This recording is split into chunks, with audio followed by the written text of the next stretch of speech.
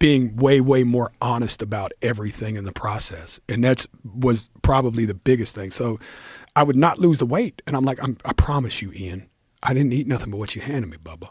He's like, just stick with it. And I just stayed with it. And then Gary turned into Gary Brecka and took over the world. And I was lucky for me, I bumped into your friend, a guy named Brigham down here in Texas. And he introduced me. You've met Denise, right, Denise? Sure. I love her. This lady's the lady who really, Gary started this journey for me, and I'll never be able to thank him enough for it, but she brought it home. And Gary probably would have, but she had a brick and mortar and was just easier to get to. Gary travels the world.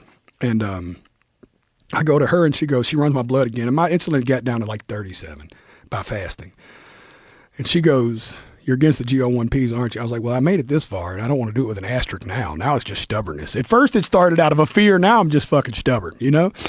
And this is where I don't want to hide anything that I did do because I think it'll help people. She said there's an alternative. She said if you took a fourth of a dose of metformin, which is 2,000 milligrams is what they would prescribe a diabetic one.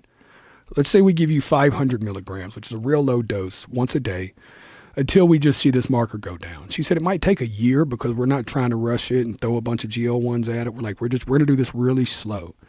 And that's what we did. And the first month I listened to her and I was losing, I think I looked at Ian's notes today. We were losing 4 to 6 pounds a month.